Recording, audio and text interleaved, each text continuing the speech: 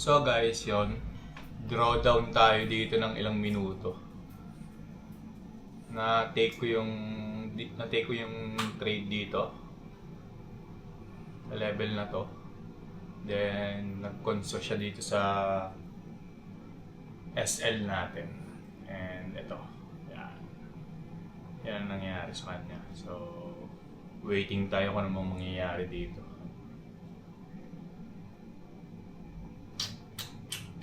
Yung B zone natin. Yan, dito. Tingnan natin kung ano mangyayari. Ang TP natin dito is 2R lang. Level na to. 4012. Pwede rin namang dito hanggang dito sa Asia low or New York AM low. Pero goods na ako dito. Tingnan natin.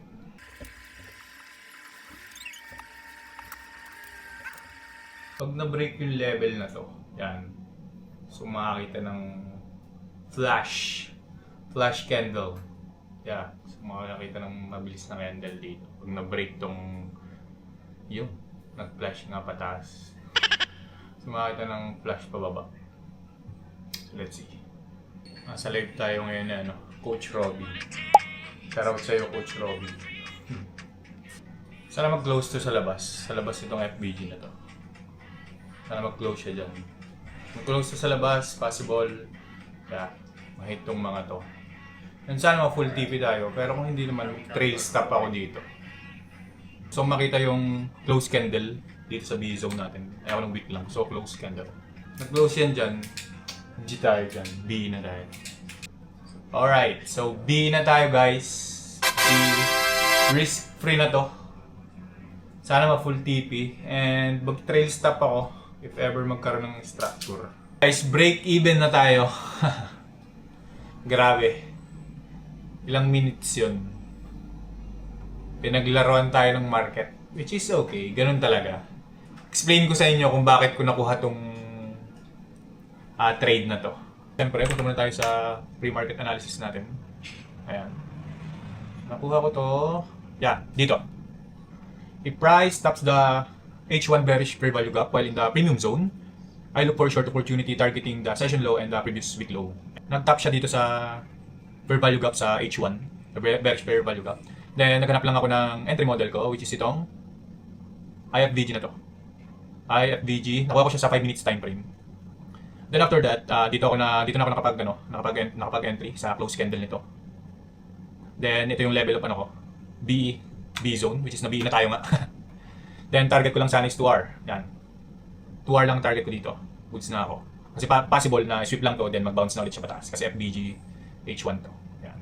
FBG H1. Oras na ay 10:08 na. Hindi ko pa sure kung makakita ulit ako ng another entry. Kasi ang rules ko naman is 2 B. Pero titingnan natin. So yun, kaya nakuha ko itong trade na to and nabi tayo and okay lang naman yun. At least wala tayong natalo and wala rin tayong napanalo. Ganun talaga. So tingnan natin kung makakuha pa tayo ng entry. So yun guys, gaya ng sabi ko, baka makakita pa tayo ng trade. So nakakita pa ako ng trade. So anong nangyari? Nag-retest lang siya dito sa IFBG M5 kung saan ako nag-entry kanina. Then nakakita ako ng another IFBG sa 1 minute. Then tinake ko. Then ito yung B zone ko. So 2R ulit ng target natin. So let's see kung mabibigyan na tayo ng full TP dito. So yun guys, nag-close candle na siya.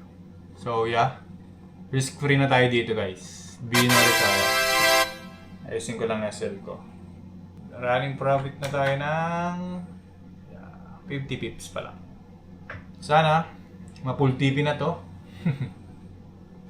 Kasi last chance ko na. Pag na-B pa rin to, tutulog na ako. Pag nag-close tong candle na to, I'll put my SL here.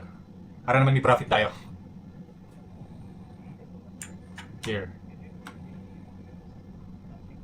5, 4, 3, 2, 1.